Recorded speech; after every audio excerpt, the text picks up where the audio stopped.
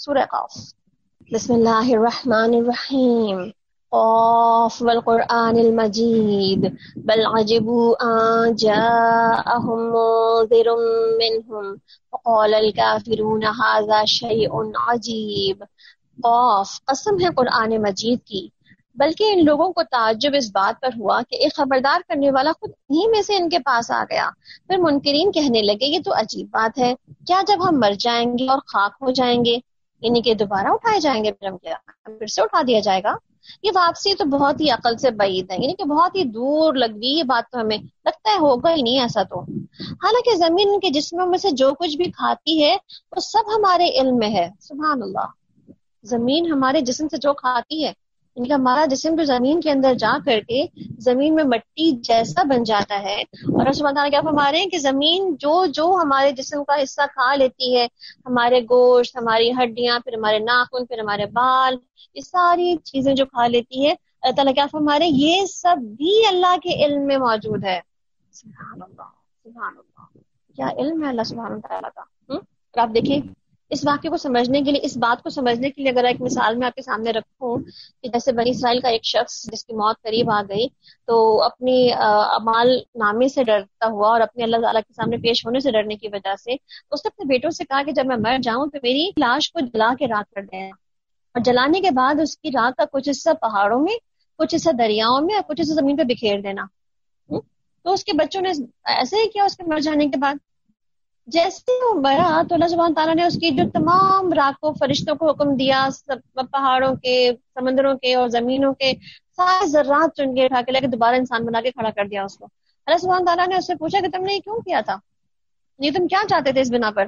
اس نے کہا یا اللہ صرف میں تیری ملاقات سے یا تیری عذاب سے ڈرتا تھا، اس کی بنا پر میں نے کیا کہ تاکہ میں اتنا بکھر جاؤں گا تو مجھے جمع ہی نہیں کر سکے گا تو. اور اللہ نے کیا کیا، اللہ تعالیٰ نے زمین سے، پہاڑوں سے، سمندروں سے سارے کے سارے ذرات لا کے اکٹھا کر کے اس کو بنا کے کھڑا کر دیا. اس کا مطلب کیا ہے، ہمارے سارے ذرات جہاں جہاں پہ بھی ہوں گے وہ دوبارہ کھڑا کرنے میں کوئی دیر نہیں لگے گا. اس کا مطلب ہے کہ زمین جو کچھ بھی کھا رہی ہے زمین کے اندر ہی ہماری ساری ذرات موجود ہیں.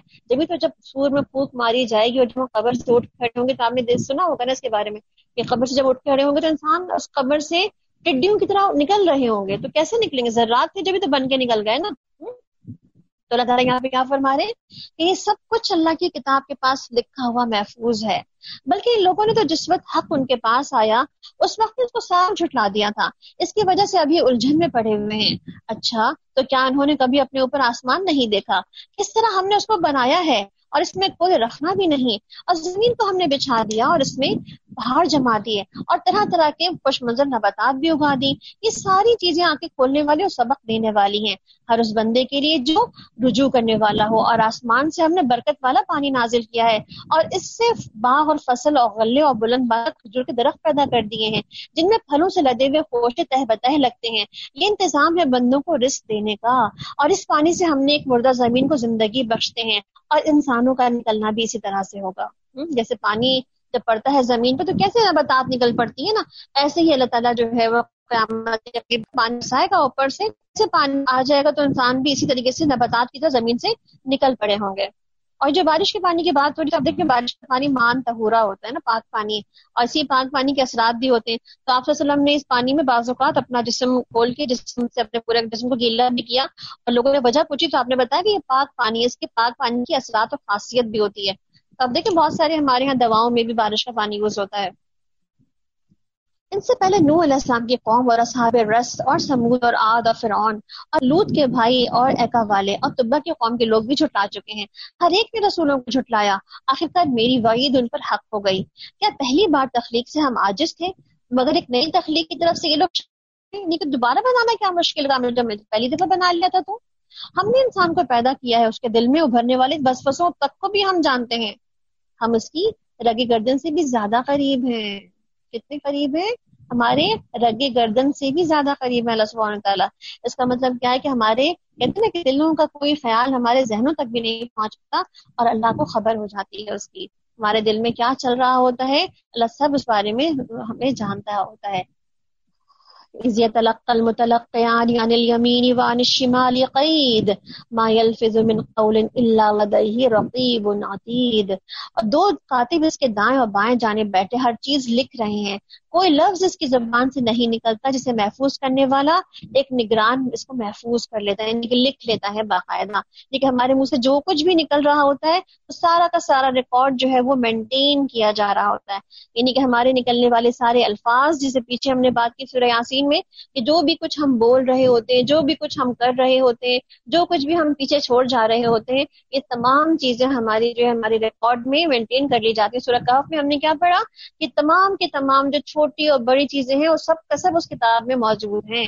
اور وہ کتاب سورہ بنی اسرائیل کے مطابق وہی کتاب جو ہے ہمارے ہاتھوں میں دے دی جائے گی ہمیں، اور کہا جائے گا پڑھو اپنا نامہ اعمال، یلقاہ منشورا، کھلا کھلا تمہارے سامنے حاضر کر دیا جائے گا، سب مل کے پڑھو، دیکھو اپنی کتاب میں کیا لکھا ہے.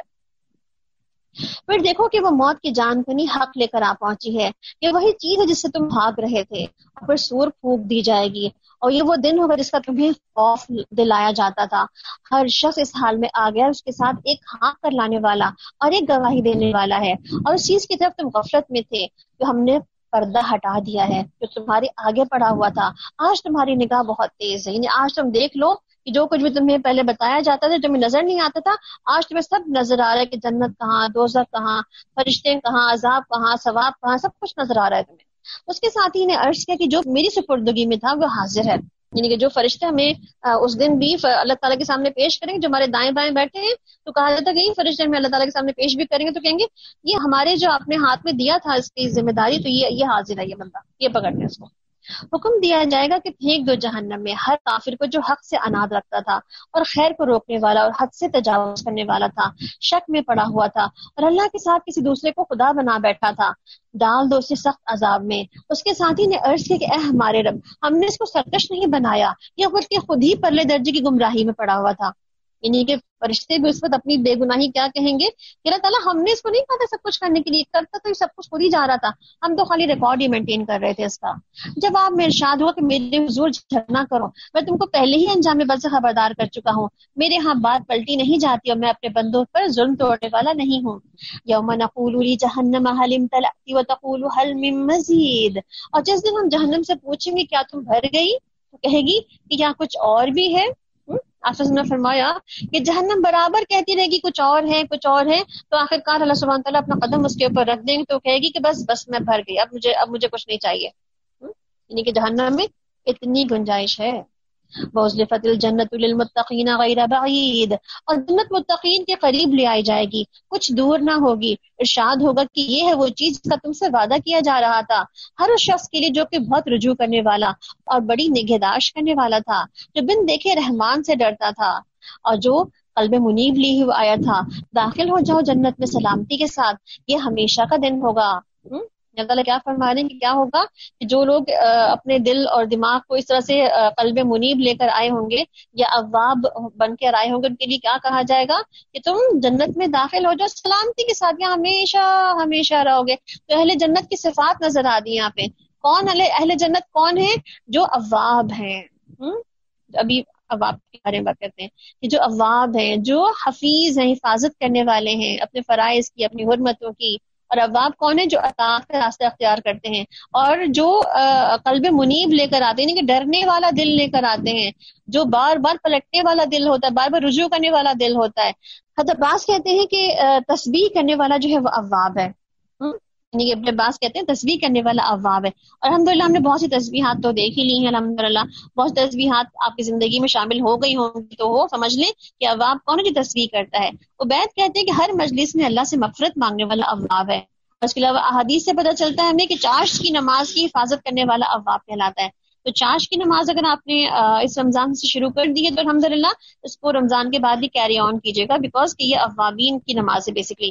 تو اواب کون ہے؟ تنہائی میں اللہ کا ذکر کرنے والا، اپنے گناہوں کو یاد کر کے توبہ استغفار کرنے والا، اور اللہ کی جتنی بھی عبادات تسبیحات ہیں اس کی طرف جو ہے وہ حاضر رہنے والا. یعنی اوابین کی نماز بھی آپ نے سنی ہوگی نا، اوابین کی نماز. تو بیسیکلی اوابین کی نماز کیا ہوتی ہے؟ یہ چاشت کی نماز ہوتی ہے، جس میں کہتے ہیں نا پلٹ کر آنے والا وہ شخص جس کو بار بار نماز کا ہوش ہوتا ہے، جو اچھا دوپہر ہو گئی، اچھا دن ہو گئی، اچھا صبح ہو گئی، اب میری یہ نماز ہے، اب میری یہ نماز ہے. اور وہ سب کچھ ہوگا جو وہاں پہ وہ چاہیں گے، اور ہمارے پاس اس سے زیادہ اور بھی بہت کچھ ان کے لیے ہے، اور ہم ان سے پہلے بہت سی قوموں کو ہلاک کر چکے ہیں جو ان سے زیادہ طاقتور تھیں اور دنیا کے ملکوں کو انہوں نے چھان مارا تھا۔ پھر کیا کوئی جائے پناہ پا سکے؟ اس تاریخ میں عبرت کا سبق ہے ہر اس شخص کے لیے جو کہ دل رکھتا ہو اور توجہ سے بات کو سنتا ہو۔ وَلَقَدْ خَلَقْنَا السَّمَاوَاتِ وَالْأَرْضَ وَمَا بَيْنَهُمَا فِي سِتَّةِ أَيَّامٍ، ہم نے زمین اور آسمانوں کو اور ان کے درمیان تمام چیزوں کو 6 دنوں میں پیدا کر دیا اور ہمیں کوئی تھکان لاحق نہیں ہوئی۔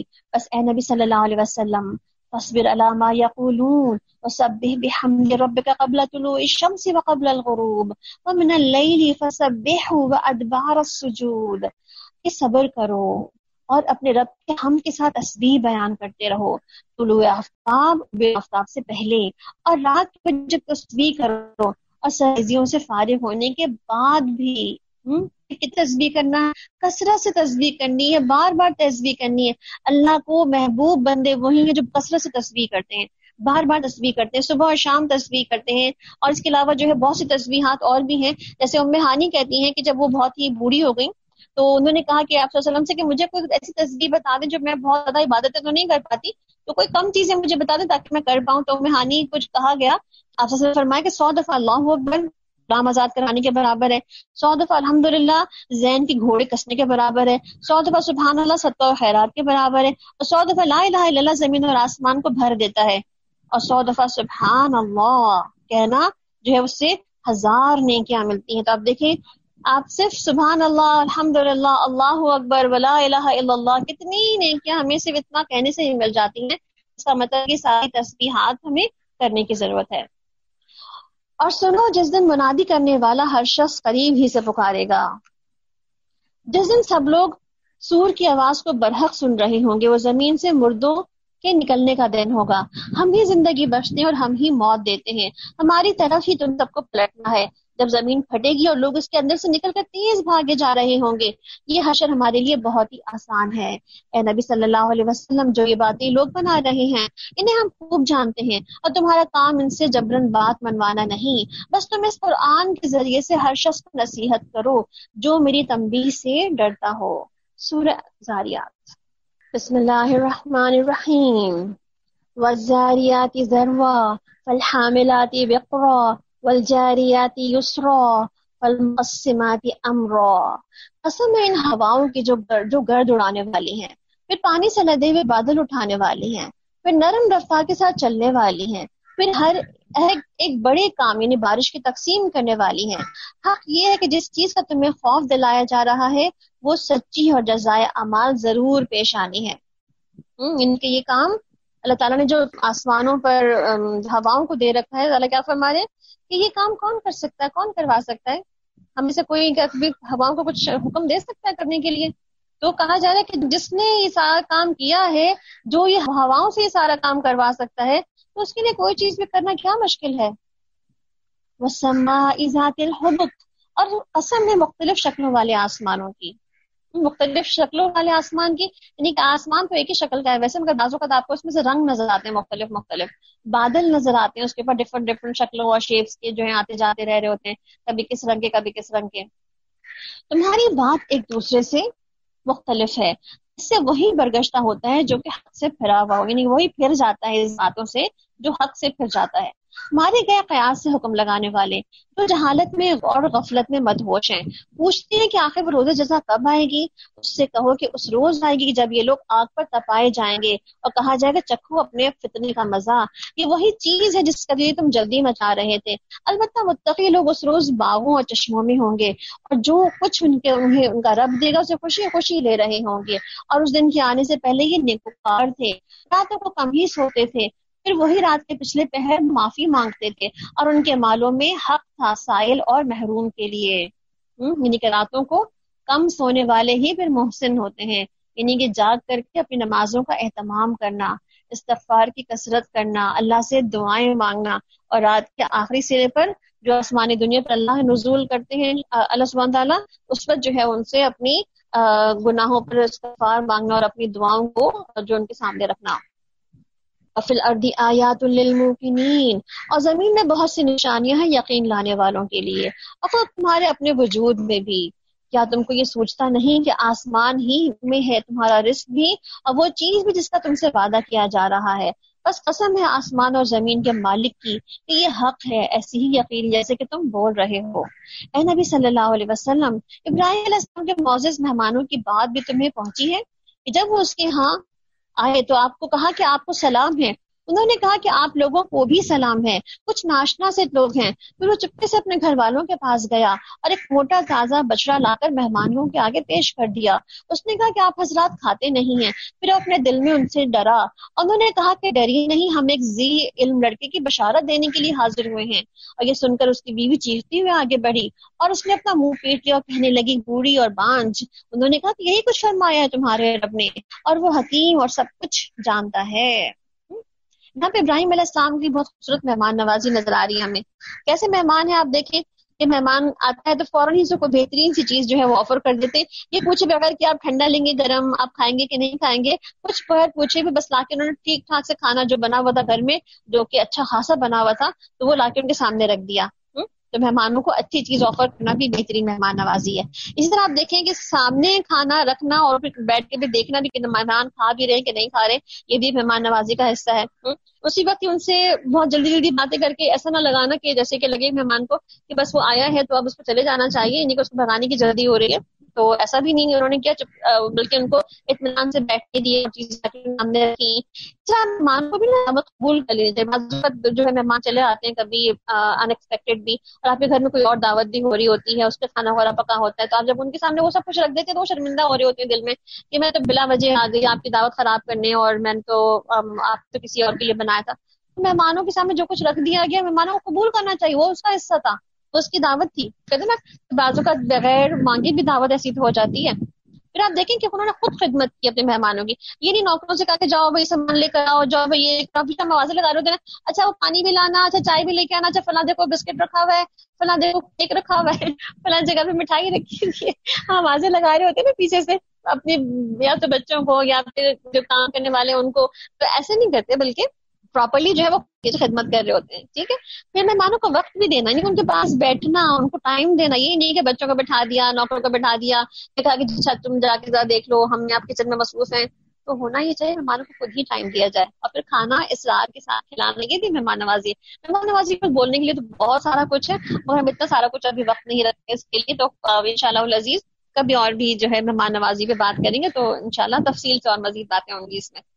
27واں پارہ، فما خطبکم ایھا المرسلون۔ ابراہیم علیہ السلام نے کہا کہ اے فرشتوں آپ کو کیا مہم درپیش ہے؟ انہوں نے کہا کہ ہم ایک مجرم قوم کی طرف بھیجے گئے ہیں تاکہ اس کو پکی ہوئی مٹی کے پتھر برسا دیں جو آپ کے رب کے ہاں حد سے گزر جانے والوں کے لیے نشان زدہ ہیں۔ پھر ہم نے ان سب لوگوں کو نکال لیا جو اس بستی میں مومن تھے، وہاں ہم نے ایک گھر کے سوا مسلمانوں کا کوئی گھر نہ پایا، یعنی کہ لوط علیہ السلام کے گھر کے علاوہ کوئی اور گھر تھا ہی نہیں۔ اس کے بعد ہم نے وہاں پر بس ایک نشانی ان لوگوں کے لیے چھوڑ دی جو کہ دردناک عذاب سے ڈرتے ہوں، یعنی کہ ڈیڈ سی جو تھا وہ نشانی کے طور پر اس جگہ پہ چھوڑ دیا، جو کہ پہلے ڈیڈ نہیں بس الٹ گئی، تو اوپر ڈیڈ سی جو ہے یعنی کہ بحر مردار جو ہے اوپر پھیلا دیا رسول اللہ تعالیٰ نے، اور اس کے نیچے ساری بستیاں جو اس کے بارے میں آتا ہے کہ جو لوگ لوط علیہ السلام کے قوم اس میں آباد تھی۔ اور موسیٰ علیہ السلام کے قصے میں بھی تمہاری لیے نشانی ہے، جب ہم نے اس کو کھلی دلیل کے ساتھ فرعون کے پاس بھیجا تھا تو وہ اپنے بلبوتے پر اکڑ گیا، بولا کہ یہ جادوگر ہے یا مجنون۔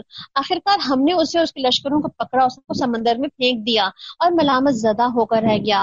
اور نشانی ہے تمہارے لیے عاد میں جب ہم نے اس پہ ایک بہت ہی بے خیر ہوا بھیجی، جس چیز پر بھی وہ گزر کے اس کو بوسیدہ کر کے رکھ دیا۔ جیسے بعض اوقات خزاں آتی ہے نا، تو آپ دیکھیں کیسے ہوا چل رہی ہوتی ہے نا عجیب سی، تمام پتے یلو ہو جاتے ہیں، تمام آپ کی جلد سکڑ رہی ہوتی ہے۔ اور ایسی نشانی ثمود میں تھی جب ان سے کہا گیا کہ خاص وقت تک مزے کر لو، مگر اس ڈراوے پر انہوں نے اپنے رب کے حکم سے بھی سراسر تابع کی۔ آخرکار ان کے دیکھتے ہی دیکھتے ایک اچانک ٹوٹ پڑنے والے عذاب نے ان کو آ لیا، پھر نہ ان کو اٹھنے کی سکت تھی نہ یہ بچاؤ کر سکتے تھے اپنا۔ ان سب سے پہلے ہمیں نوح علیہ السلام کی قوم کو بھی ہلاک کیا تھا کیونکہ وہ فاسق لوگ تھے۔ آسمان کو ہم نے اپنے زور سے بنایا ہے اور ہم اس کی قدرت رکھتے ہیں، زمین کو ہم نے بچھایا ہے اور ہم اسے اچھے ہموار کرنے والے ہیں، ہر چیز کی جوڑے ہم نے بنائے ہیں، شاید کہ تم اس سے سبق لو۔ فَفِرُّوا إِلَى اللَّهِ إِنِّي لَكُم مِّنْهُ نَذِيرٌ مُّبِينٌ۔ بس اللہ کی طرف دوڑو، میں تمہارے لیے اس کی طرف صاف صاف خبردار کر دینے والا ہوں۔ اللہ کی طرف دوڑو کا مطلب کیا ہے؟ اللہ کی طرف جاؤ، بھاگو، اللہ کی طرف جانے والے اعمال کرو۔ اب دیکھیں دنیا کے کاموں میں تو بہت دوڑتے ہیں نا، نیکی کے کام میں ہم کتنا دوڑتے ہیں. یہاں پر اللہ تعالیٰ کیا فرما رہا ہے، تم دوڑ کے میرے پاس آ جاؤ. جیسے حدیث قدسی آتی ہے نا کہ ابن آدم جب چلتا ہے تو اللہ تعالیٰ اس کے ساتھ ہی مطلب ساتھ قدم ملا کے چل رہے ہوتے ہیں. اور جب کہتے ہیں کہ جب تم میری طرف چل کر آؤ گے تو میں دوڑ کر آؤں گا، تم دوڑ کر آؤ گے تو میں اور تیزی سے آؤں گا. یعنی کہ اللہ سبحانہ تعالیٰ کیا فرماتے ہیں، جب ابن آدم میری طرف آتا ہے کسی نیکی کام کی طرف تو میں اس کو اپنے پورے ہاتھوں سے جو ہے وہ اس سے قریب ہو جاتا ہوں. تو آپ دیکھیں کہ آپ صلی اللہ علیہ وسلم جو ہے ہمیں ان احادیث سے بتانے کے بعد کیا بتانا چاہتے ہیں کہ اللہ کے کاموں کی طرف دوڑو گے تو اللہ تمہاری طرف دوڑے گا. تم اللہ کے دین کو، اللہ کے اطاعت فرما برداری میں دوڑو گے تو اللہ تمہاری مغفرت کے لیے، اللہ تعالیٰ تمہاری جنت کے لیے، تمہاری رحمت برکت کے لیے دوڑے گا تمہاری طرف. تو یہ حدیث قدسی کا مفہوم جو ہے ہمیں اس سے یہ پتہ چلتا ہے کہ ففروا الی اللہ کا مطلب ہے اللہ کی طرف جانا، اس کی اطاعت کی طرف جانا، اس کی فرما برداری کی طرف جانا، اس کی دین، اس کی کتاب سمجھنے کے لیے، عمل کرنے کے لیے بھاگنا اس کی طرف. اور نہ بناؤ اللہ کے ساتھ کوئی دوسرے الہ، میں تمہارے لیے اس کی طرف صاف صاف خبردار کر دینے والا ہوں. یہی ہوتا رہا ہے، ان سے پہلے کی قوموں کے پاس بھی کوئی رسول ایسا نہیں آیا جس نے انہوں نے یہ نہ کہا کہ یہ ساحر ہے یا مجنون. یعنی ہر نبی کو یہ القاب ملے ہیں. کیا ان سب نے آپس میں کوئی سمجھوتا کر لیا ہے؟ نہیں، بلکہ یہ سب سرکش لوگ ہیں. اے نبی صلی اللہ علیہ وسلم ان سے رخ پھیر لو، یعنی منہ پھیر لو اس سے. تم پر کچھ بھی ملامت نہیں ہے، البتہ نصیحت کرتے رہو کیونکہ نصیحت ایمان لانے والوں کے لیے ہی نفع مند ہے. یعنی کہ بار بار نصیحت مختلف اوقات میں وقت اور موقع محل دیکھنے کے بعد کرتے رہنے چاہیے، چھوڑ نہیں دینا چاہیے. وَمَا خَلَقْتُ الْجِنَّ وَالْإِنسَ إِلَّا لِيَعْبُدُونِ، اور میں نے جن اور انسانوں کو اس کام کے سوا نہیں پیدا کیا کہ وہ میری بندگی کریں. یہ مقصد زندگی کیا ہے ہم سب کا؟ اللہ کی عبادت کرنا. انسان اگر عبادت ہی نہ کی تو انسان کیا ہے؟ ناکام ہے، پھر بد نصیب. اور میں ان سے کوئی رزق نہیں چاہتا اور نہ یہ چاہتا ہوں کہ وہ مجھے کھلائیں. اللہ تو خود ہی رزاق ہے، بڑی قوت والا اور زبردست ہے. بس جن لوگوں نے ظلم کیا ہے ان کے حصے کا بھی ویسا ہی عذاب تیار ہے جیسا کہ ان لوگوں کے حصے کا، جیسے کہ ان کو حصے کا مل چکا ہے. اور اس کے لیے یہ لوگ جلدی نہ مچائیں، آخر کو تباہی ہے کفر کرنے والوں کے لیے اس روز جس روز کا انہیں خوف دلایا جا رہا ہے. سورہ الطور. بسم اللہ الرحمن الرحیم. والطور وکتاب مسطور فی رق منشور والبیت المعمور. قسم ہے طور کی اور ایسی کھلی کتاب کی جو باریک جلد میں لکھی گئی ہے، اور آباد گھر یعنی کعبۃ اللہ، اور اونچی چھت کی، اور معجزن سمندر کی، کہ تمہارے رب کا عذاب ضرور واقع ہونے والا ہے جسے کوئی دفع کرنے والا نہیں. اور اس روز واقع ہوگا جب آسمان بری طرح ڈگمگا جائے گا. جہاں پہ اللہ سبحانہ تعالیٰ پیچھے ہواؤں کی قسم کھا رہے تھے، یہاں پر طور کی یعنی کوہ طور کی قسم کھا کے بات کی جا رہی ہے. کتاب، کھلی کتاب کی بات کی جا رہی ہے جو کہ باریک رقیق جلد میں لکھی بھی موجود ہے. اور بیت المعمور کی بات کی جا رہی ہے. بیت المعمور کہتے ہیں، آپ صلی اللہ علیہ وسلم نے فرمایا کہ بیت المعمور مجھے دکھایا گیا یعنی معراج کے موقع پر، جو عظیم الشان گھر ہے. میں نے جبریل علیہ السلام سے پوچھا تو انہوں نے بتایا کہ یہ بیت المعمور ہے. اس میں 70,000 فرشتے روزانہ نماز پڑھتے ہیں، اور ایک مرتبہ پڑھنے کے بعد دوبارہ ان میں وہ داخل نہیں ہو پاتے. یعنی کہ اللہ تعالیٰ کے پاس اتنی مخلوق ہے فرشتوں کی بھی کہ وہ ہر ایک نماز کے بعد دوبارہ دوسری نماز پڑھنے کے لیے ان کو موقع نہیں ملتا حرم میں داخل ہونے کا، جو بیت المعمور ہے آسمان دنیا کے اوپر. اور پہاڑ اڑے اڑے پھریں گے، اور تباہی ہے اس روز جھٹلانے والوں کے لیے جو آج کھیل کے طور پر اپنی حجت بازیوں میں لگے ہوئے ہیں. جس دن ان کو دھکے مار کر جہنم کی طرف لے جایا جائے گا، اس وقت ان سے کہا جائے گا یہ وہی آگ ہے جسے تم جھٹلاتے تھے، جسے تم دنیا میں جھٹلا رہے تھے، یہ وہی آگ ہے. تو اللہ تعالیٰ کیا فرماتے ہیں کہ عنقریب لوگوں میں کچھ ایسے لوگ ہوں گے جو دھوکے اور فریب کو جو سچا مانیں گے. یعنی کہ بعض اوقات کہا جاتا ہے، آپ اس میں فرماتے ہیں کہ جب فتنوں کے دور آ جائیں گے نا، جیسے ابھی آج بھی ہمیں لگتا ہے کہ فتنوں کا ہی دور ہے، تو فتنوں کے دور میں آپ نے فرمایا کہ دھوکے فریب کے ایسے سال آئیں گے کہ جس میں جھوٹے کو سچا، خائن کو امین اور امین کو خائن سمجھا جائے گا. اس میں لوگ ایسے گفتگو کریں گے جیسے کہ کوئی معمولی عقل رکھنے والے بھی بڑی بڑی باتیں کیا کریں گے، عوام الناس کے امور کے وقت فیصلے کریں گے، بحث اور مباحثہ کریں گے. اب دیکھیں آج بھی کیا ہے، آج بھی ہمارے ہاں جھوٹ کو سچ، سچ کو جھوٹ، امانت کو خیانت، خیانت کو امانت کس طرح سے بنا کے پیش کیا جا رہا ہے. اور کیسے ہمارے یہاں کون کون سے لوگ جو ہیں وہ آج کل کتنے ٹی وی چینلز پہ، ٹاک شوز میں آ کر بیٹھے ہیں، اور کس کس طرح سے جو ہے وہ کبھی حکومت پہ کمنٹ کر رہے ہیں، کبھی کس پہ کر رہے ہیں، کبھی کس پہ کر رہے ہیں. یعنی کہ ہر ایک کو موقع مل چکا ہے باتیں کرنے کا، تو ہر ایک اپنی علم اور وہ قابلیت رکھنے نہ رکھنے کے باوجود بھی باتیں کر رہا ہے. تو بہرحال اللہ تعالیٰ کیا فرما رہے ہیں کہ لوگ جو ہیں وہ اپنی ہی باتوں میں حجت بازی میں لگے رہیں گے. تو یہ بھی حجت بازی ہے نا ایک طرح کی. اب تم بتاؤ کہ یہ جادو ہے کہ تمہیں سوج نہیں رہا. جاؤ اب جھلسو اس کے اندر، تم خواہ صبر کرو یا نہ کرو تمہارے لیے برابر ہے، تمہیں ویسا ہی بدلہ دیا جا رہا ہے جیسے کہ تم عمل کر رہے تھے۔ متقی لوگ وہاں پہ باغوں اور نعمتوں میں ہوں گے، لطف لے رہے ہوں گے ان چیزوں سے جن کا رب انہیں دے گا، اور ان کا رب انہیں دوزخ کے عذاب سے بچا لے گا۔ اور پھر کیا کہا جائے گا ان سے؟ کھاؤ اور پیو مزے سے اپنے ان اعمال کے صلے میں جو کچھ تم کرتے رہے ہو، اور آمنے سامنے بچھے ہوئے تختوں پہ تکیے لگائے بیٹھے ہوں گے، اور ہم خوبصورت آنکھوں والی حوریں ان سے بیاہ دیں گے، اور جو ایمان لائیں گے اور ان کی اولاد بھی کسی درجہ ایمان میں ان کے نقش قدم پر چلی ہوگی، ان کو اس اولاد کو بھی ہم جنت میں ان کے ساتھ ملا دیں گے۔ سبحان اللہ۔ اگر آج ہم نے اپنی اولادوں کو نیک تربیت دی اور ہم خود بھی نیک ہیں تو انشاءاللہ اپنی اولاد اور اپنی خود کے ساتھ بھی ہم ایک ساتھ جنت میں گے۔ یہاں پہ بھی فیملی لائف انجوائے کر رہے ہیں، وہاں پر بھی فیملی لائف انجوائے کریں گے۔ سبحان اللہ۔ اور ان کے عمل میں کوئی گھاٹا ان کو نہ دیں گے، یعنی کہ درجات جو ہیں وہ بلند کر دی جائیں گے، کہ اگر اولاد کا درجہ زیادہ ہے تو ان کو اوپر درجے میں اولاد کے والدین کے ساتھ لیا جائے گا، اور اسی طریقے سے وائس ورسا بھی ہے۔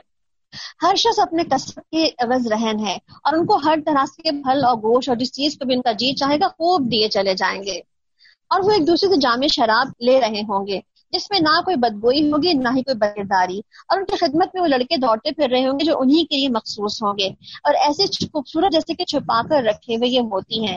یہ لوگ آپس میں ایک دوسرے سے حالات پوچھیں گے اور کہیں گے کہ ہم پہلے اپنے گھروں میں ڈرتے ہوئے زندگی گزر کرتے تھے، یعنی گھروں میں بھی ہم اپنے وہ نہیں تھا حال کہ ہم گھر میں کچھ اور ہیں باہر کچھ اور ہیں، باہر بڑے نیک و پارسا بنے بیٹھے اور گھر میں ہم سے بڑا جو ہے وہ خطرناک شخص کوئی اور نہیں ہے۔ آخر اللہ نے ہم پر فضل فرمایا اور ہمیں جھلسا دینے والی ہوا کے عذاب سے بچا لیا۔ ہم پچھلے زندگی میں اسی کی دعائیں مانگا کرتے تھے، اور واقعی وہ بڑا محسن اور رحیم ہے۔ اے نبی صلی اللہ علیہ وسلم تم نصیحت کیے جاؤ، اپنے رب کے فضل سے نہ تم کاہن ہو اور نہ ہی مجنون۔ یہ لوگ کہتے ہیں کہ یہ شخص شاعر ہے جس کے حق میں ہم گردش عام کا انتظار کر رہے ہیں۔ ان سے کہو کہ اچھا انتظار کرو، میں بھی تمہارے ساتھ انتظار کرتا ہوں۔ کیا ان کی عقلیں انہیں ایسی ہی بات کہتی ہیں، اور حقیقت میں یہ اناد میں حد سے گزر جانے والے لوگ ہیں؟ کیا یہ کہتے ہیں کہ شخص نے قرآن خود ہی کر لیا ہے؟ اصل بات یہ ہے کہ ایمان نہیں لانا چاہتے۔ اگر یہ اپنے قول میں سچے ہیں تو اسی شان کا ایک اور کلام ہی بنا لائیں۔ کیا یہ کسی خالق کے بغیر خود ہی پیدا ہو گئے ہیں، یا یہ خود ہی اپنے خالق ہیں؟ کیا زمین اور آسمان کو انہوں نے پیدا کیا ہے؟ اصل بات یہ ہے کہ یہ یقین ہی نہیں رکھتے۔ کیا تمہارے رب کے خزانے ان کی قبضے میں ہیں، یا ان پر ان کا حکم چلتا ہے؟ کیا ان کے پاس کوئی سیڑھی ہے جس پہ چڑھ کر عالم بالا کی سنگن لیتے ہیں؟ ان سے کہو کہ جس نے سنگن لی ہو وہ لائے کوئی دلیل۔ کیا اللہ کے لیے تمہیں بیٹی اور تم لوگوں کے لیے ہیں بیٹے؟ کیا تم ان سے کوئی اجر مانگتے ہو کہ زبردستی کی تاوان کے بوجھ چلے دبے جا رہے ہیں؟ کیا ان کے پاس غیب کے حقائق کا علم ہے جس کی بنا پر یہ لکھ رہے ہو؟ کیا یہ کوئی چال چلنا چاہتے ہیں تو کفر کرنے والوں پر تو ان کی چال ہی الٹی پڑتی ہے۔ کیا یہ اللہ کے سوا کوئی اور معبود رکھتے ہیں؟ اللہ پاک ہے اس شرک سے جو یہ لوگ کر رہے ہیں۔ یہ لوگ آسمان کے ٹکڑے بھی گرتے ہوئے دیکھ لیں گے تو کہیں گے کہ بادل ہیں جو عمڈے چلے آ رہے ہیں۔ بس اے نبی صلی اللہ علیہ وسلم ان کے حال پر چھوڑ دو، یہاں تک کہ یہ اپنے اس دن کو پہنچ جائیں جس دن یہ مار گرائے جائیں گے، جس دن نہ ان کو ان کی کوئی چال ان کے کام آئے گی اور نہ کوئی ان کی مدد کو آئے گا، اور اس وقت کے آنے سے پہلے ظالموں کے لیے ایک عذاب ہے مگر ان میں سے اکثر جانتے ہی نہیں۔ وَاصْبِرْ لِحُکْمِ رَبِّكَ فَإِنَّكَ بِأَعْيُنِنَا وَسَبِّحْ بِحَمْدِ رَبِّكَ حِينَ تَقُومُ وَمِنَ اللَّيْلِ فَسَبِّحْهُ وَإِدْبَارَ النُّجُومِ۔ اے نبی صلی اللہ علیہ وسلم اپنے رب کا فیصلہ آنے تک صبر کرو، تم ہماری نگاہ میں ہو، جب اٹھو تو اپنے رب کے حمد کی تسبیح کرو، اور رات کو بھی اس کی تسبیح کرو، اور ستارے جب پلٹتے ہیں اس وقت بھی۔ یعنی ادبار النجوم سے کیا پتہ چلتا ہے ہمیں؟ فجر کی سنتیں اور فرض کا وقت ہے یہ بیسکلی، اور اس کے بارے میں جو رائے ملتی ہے وہ دحاق، ابو ہریرہ اور عبد عمر رضی اللہ عنہ کی، اور حسن بصری کی بھی یہی رائے ہے کہ یہاں پر فجر کی سنتیں اور فرض مراد ہیں۔ عائشہ رضی اللہ عنہ کہتی ہیں کہ فجر کی سنتوں سے سنتیں مراد ہیں یہاں پر، اور آپ صلی اللہ علیہ وسلم ہمیشہ جلدی کرتے تھے ان سنتوں کو ادا کرنے میں اور کبھی بھی نہیں چھوڑتے تھے، اور آپ صلی اللہ علیہ وسلم نے فرمایا کہ آپ صلی اللہ علیہ وسلم اس سے بہت زیادہ محبت کیا کرتے تھے، اس لیے سفر میں بھی کبھی اس کو ترک نہیں کرتے تھے۔ تو کہتے ہیں آپ صلی اللہ علیہ وسلم صبح کی نماز بندہ اللہ کی حفاظت میں آ جاتا ہے، اور ساتھ میں یہ بھی فرمایا کہ 2 ٹھنڈی نمازیں جنت میں لے جانے والی ہیں جس میں فجر بھی ہے اور عصر بھی ہے۔ سورہ النجم۔ بسم اللہ الرحمن الرحیم۔ والنجم اذا هوى ما ضل صاحبكم وما غوى وما ينطق عن الهوى ان هو الا وحی یوحی۔ قسم ہے تارے کی جب وہ غروب ہو گیا، تمہارا رفیق نہ بھٹکا ہے اور نہ ہی بہکا ہے۔ سورۃ النجم، اس کے اندر واقعہ معراج کی کچھ ہم واقعات ابھی دیکھیں گے آگے اس کے اندر، کیونکہ ہم نے اسراء کا کچھ واقعہ پڑھا تھا سورہ بنی اسرائیل میں، اور یہاں معراج کے کچھ واقعے کا ذکر ہے جو کہ بیت المقدس سے آسمان دنیا کا سفر تھا۔ وہ اپنی خواہش نفس نہیں بولتا، یعنی کہ آپ صلی اللہ علیہ وسلم جو بھی بولتے ہیں، اور آپ نے کیا فرمایا کہ حق بولتے ہیں اور حق کے سوا کچھ نہیں بولتے، یعنی کہ مزاح میں بھی جھوٹ نہیں بولتے تھے آپ صلی اللہ علیہ وسلم۔ اور یہ تو ایک وحی ہے جو اس پہ نازل کی جاتی ہے، اور اس سے زبردست قوت والے نے تعلیم دی ہے، یعنی کہ جبریل علیہ السلام آتے تھے آپ صلی اللہ علیہ وسلم کو تعلیم دینے کے لیے، جو بڑا ہی صاحب حکمت ہے۔ وہ سامنے جب آ کر کھڑا ہوا جبکہ وہ بالائی افق پر تھا، یعنی کہ جب آپ صلی اللہ علیہ وسلم نے جب ان کو دیکھا آسمان دنیا پر جبریل علیہ السلام کو، تو ان کے 600 پر تھے، اور پورے افق کو انہوں نے ڈھانک رکھا تھا اس سے، اور اس کے اوپر معلق ہو گیا، یہاں تک کہ 2 کمانوں کے برابر یا سے کچھ کم فاصلہ رہ گیا۔ تب اس نے اللہ کے بندے کو وحی پہنچائی جو کہ وحی اسے پہنچانی تھی۔ نظر نے جو کچھ بھی دیکھا اسے دل نے اسے جھوٹ نہ ملایا۔ اب کیا تم اس چیز پر سے جھگڑتے ہو کہ جسے وہ آنکھوں سے دیکھتا ہے؟ یعنی کہ لوگ یقین نہیں کر رہے تھے نا کہ آپ صلی اللہ علیہ وسلم نے معراج کا سفر کیا اور اتنی چیزیں دیکھ کر کے آئے ہیں، تو لوگ اس پہ مان نہیں رہے، تو کہا کہ تم اس پہ یقین نہیں کرو گے، جھگڑو گے اس سے۔ اور ایک مرتبہ پھر سدرۃ المنتہا کے پاس اس کو دیکھا، یعنی کہ حضرت جبرائیل علیہ السلام کو، جہاں پاس میں ہی جنت المأوا تھا، یعنی کہ جنت المأوا جہاں پہ تھا وہیں پر آپ صلی اللہ علیہ وسلم نے دوبارہ جبرائیل علیہ السلام کو دیکھا، جس کی بنا پر انہوں نے کیا کہا تھا کہ سدرہ کے آگے کہ اب میں یہاں سے آگے نہیں جا سکتا ورنہ میرے پر جل جائیں گے۔ اور اس پر سدرہ پہ چھا رہا تھا جو کچھ کے چھا رہا تھا، نگاہ نہ چوندھیائی نہ ہی حد سے متجاوز ہوئی، اور اس نے اپنے رب کی بڑی نشانیاں دیکھی۔ اور سدرۃ المنتہا کے بارے میں کیا آتا ہے کہ وہ ایک بیری کا درخت ہے جس کی خوبصورتی کے بارے میں آپ نے فرمایا کہ اس کے پتے جو ہیں ہاتھی کے کان کی طرح بڑے بڑے ہیں، اور اس کے جو پھل ہیں وہ بڑے بڑے ڈولوں کی طرح جو ہیں بڑے بڑے پھل ہیں، اور اس کی خوبصورتی کی کوئی تعریف کی جا ہی سکتی نہیں، دنیا میں ایسے الفاظ ہی نہیں جو اس کی تعریف بیان کر سکتے ہوں۔ سبحان اللہ۔ اب ذرا بتاؤ کہ تم نے کبھی اس لات اور اس عزا کو تیسری دیوی منات کی حقیقت کو کبھی کچھ غور کیا ہے؟ کیا تمہارے لیے بیٹے اور بیٹیاں اللہ کے لیے ہیں؟ یہ تو بڑی دھاندلی کی تقسیم ہو گئی، دراصل کچھ بھی نہیں، بس چند نام جو تمہارے باپ دادا نے رکھ لیے ہیں، اللہ نے ان کے اوپر کوئی سند نازل نہیں کی۔ حقیقت یہ ہے کہ لوگ محض وہم و گمان کی پیروی کر رہے ہیں اور خواہش نفس کے مرید بنے ہوئے ہیں، حالانکہ ان کے رب کی طرف سے ان کے پاس ہدایت آ چکی ہے۔ کیا انسان جو کچھ چاہے اس کے لیے وہی حق ہے؟ دنیا اور آخرت کا مالک تو اللہ ہی ہے۔ آسمانوں میں کتنے فرشتے موجود ہیں جن کی شفاعت کچھ بھی کام نہیں آ سکتی جب تک کہ اللہ کسی ایسے شخص کے حق میں اس کی اجازت نہ دے دے جس کے لیے وہ کوئی عرض سننا چاہے اور اس کو پسند کرے۔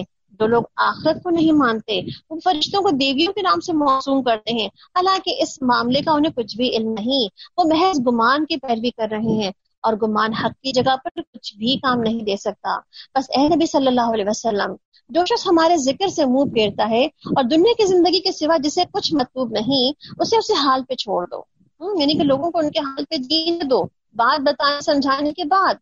ان لوگوں کا مبلغ علم بس یہی کچھ ہے، مطلب بس دنیا بس اتنی ہی چاہیے تھی ان کو، یہی سب کچھ دنیا کا مقصد تھا ان کا۔ اور یہ بات تیرا رب زیادہ بہتر جانتا ہے کہ اس کے راستے سے کون بھٹک گیا اور کون سیدھے راستے پر ہے۔ زمین اور آسمانوں کی ہر چیز کا مالک تو اللہ ہی ہے۔ کیا اللہ برائی کرنے والوں کو ان کے عمل کا بدلہ دے، ان لوگوں کو اچھی جزا سے نوازے جنہوں نے نیک رویہ اختیار کیا ہے اور جو بڑے گناہوں سے اور فواحش سے پرہیز کرتے ہیں، اللہ یہ کچھ قصور ان سے ہو جائے تو پھر کیا کرتے ہیں؟ بلا شبہ تمہارے رب کا دامن مغفرت بہت وسیع ہے، یعنی ایسے جب قصور ہو بھی جاتے ہیں تو پھر کیا ہوتا ہے؟ اپنے قصوروں کی معافی مانگتے ہیں تاکہ اللہ ان کو معاف فرما دے۔ وہ تمہیں اس وقت خوب جانتا ہے جب اس نے تمہیں زمین سے پیدا کیا تھا، جب تم اپنے ماؤں کے پیٹوں میں ابھی جنین ہی تھے۔ بس اپنے نفس کی پاکی مت بیان کرو، فلا تزکوا انفسہم، اپنے آپ کو اچھا مت جانو، خود جو ہے اپنے آپ کو پاکیزہ مت سمجھو کہ تم بڑے پاک باز ہو۔ اور اسی لیے آپ دیکھیں نا کیا دعا ہم کر سکتے ہیں اس کے لیے، آپ کی اسکرین پہ نظر آ رہی ہوگی آپ کو 2 دعائیں، اللہم انی اسألک الہدی والتقی والعفاف والغنی۔ اپنی پاکیزگی نفس کا دعویٰ نہ کرے انسان، بلکہ اللہ سے سوال کرے اپنی پاکیزگی نفس کا۔ اور اسی کے علاوہ اللہم آتی نفسی تقواہا وزکھا انت خیر من زکاہا انت ولیہا ومولاہا۔ یہ دونوں دعائیں بہت خوبصورت ہیں، اگر آپ اپنی مصنون دعاؤں کی بک اٹھائیں گے تو آپ کو ساری دعائیں اس میں لکھی ہوئی ملیں گی، اور آپ ایک دفعہ دن میں کسی وقت بھی بیٹھ کے ساری دعائیں پڑھ کے مانگ لیں اللہ تعالیٰ سے بہت اچھے طریقے سے، تو انشاءاللہ آپ کی ساری دعائیں جو اللہ تعالیٰ نے قبول فرمانی وہ بھی، اور جو بات کے لیے اسٹور کرنی ہے وہ بھی، اور کچھ بلاؤں کو ٹالنے والی وہ بھی، ان سب کے لیے کام آ جائیں گی آپ کی دعائیں۔ پھر اے نبی صلی اللہ علیہ وسلم، تم نے اس شخص کو بھی دیکھا جو راہ خدا سے پھر گیا اور تھوڑا سا دے کر کے رک گیا؟ کیا اس کے پاس غیب کا علم ہے جس سے وہ حقیقت کو دیکھ رہا ہے؟ کیا اسے ان باتوں کی کوئی خبر نہیں پہنچی جو موسیٰ علیہ السلام کے صحیفوں اور ابراہیم علیہ السلام کے صحیفوں میں بیان ہوئی تھی کہ جس نے وفا کا حق ادا کر دیا، تو یعنی کہ اصل کیا تھا کہ جو اللہ سے وفا کا حق ادا کر دے وہی بیسکلی بہترین شخص ہے. اور یہی بات اللہ تعالیٰ نے ہمیں بھی کہی ہے کہ ہم بھی اللہ سے اس کی بندگی کی وفاداری کا حق ادا کریں. لا تزر وازرۃ وزر اخرى وان ليس للانسان الا ما سعى. یہ کوئی بوجھ اٹھانے والا کوئی دوسرے کا بوجھ نہیں اٹھائے گا، اور لیکن انسان کے لیے کچھ نہیں مگر جس کی اس نے کوشش کی ہوگی. وان سعيه سوف يرى. اور اس کی صحیح قریب دیکھی جائے گی، یعنی ساری کوشش اس کی دیکھی جائے گی. ثم يجزاه الجزاء الاوفى. اللهم احسن عاقبتنا في الامور كلها وَأَنَّ إِلَىٰ رَبِّكَ الْمُنتَهَىٰ. اور آخر کار تیرا پہنچنا تو رب ہی کے پاس ہے، اور اسی نے رلایا اور اسی نے ہنسایا ہے، اسی نے موت دی، اسی نے زندگی بخشی ہے، اسی نے نر اور مادے کا جوڑا پیدا کیا اور ایک بوند جبکہ وہ ٹپکائی جاتی ہے. دوسری زندگی بخشنا بھی اسی کے ذمے ہے، اور اس نے ہی غنی کیا اور اسی نے جائیداد بخشی ہے، اور وہی رب شعراء کا بھی رب ہے. اور یہ کہ عاد اولا کو اس نے ہلاک کیا اور سمود کو ایسا مٹایا کہ اس میں سے کسی کو باقی نہ چھوڑا. اس سے پہلے نوح کو تباہ کیا کیونکہ وہ تھے اور ظالم لوگ، اور اوندھی گرنے والی بستیوں کو اٹھا پھینکا، پھر چھا دیا ان کے اوپر جو کچھ بھی اس نے وہ چھا دیا. تم اپنے رب کی کن کن نعمتوں کو شک کرو گے؟ ایک ڈراوا ہے پہلے سے آئی تنبیہات میں سے، آنے والی گھڑی قریب ہی آ لگی ہے، اللہ کے سوا کوئی اس کو ہٹانے والا نہیں. اب کیا یہی وہ باتیں جن پر یہ اظہار تعجب کرتے ہیں، ہنستے ہو اور روتے نہیں ہو، گا بجا کر انہیں ٹالتے ہو؟ جھک جاؤ اللہ کے آگے اور بندگی اختیار کرو. آج ہم اتنا ہی رکھتے ہیں انشاءاللہ العزیز، کل مزید ہم آگے اس کو لے کے چلیں گے. جزاکم اللہ خیرن کثیر. اللہ تعالیٰ سے بہت ساری دعا ہے کہ اللہ تعالیٰ آپ کے وقت میں بہت ساری برکتیں رکھے، اور آپ کے علم میں اور آپ کے عمل میں اور آپ کے گھروں میں ہر جگہ برکتیں ہوں انشاءاللہ. اور انشاءاللہ کل دوبارہ ملیں گے اسی وقت پہ ہم. اور اللہ تعالیٰ نے جو کچھ بھی ہم سے کہلوایا اللہ کی رضا کے ساتھ کہلوایا، جو کچھ بھی کمی کوتاہی رہ گئی وہ ہماری طرف سے تھی، اور اللہ تعالیٰ ہمیں اس میں معاف فرمائے، اور ہمارے جتنے بھی عمل ہم نے کیے اس وقت اس کو اپنے لیے قبولیت کے درجہ رکھے، اور جنت کے اعلیٰ باغات میں جانے کا سبب بنا دے ہمیں. سبحانک اللہم و بحمدک، اشہد ان لا الہ الا انت، استغفرک و اتوب الیک. السلام علیکم ورحمۃ اللہ وبرکاتہ.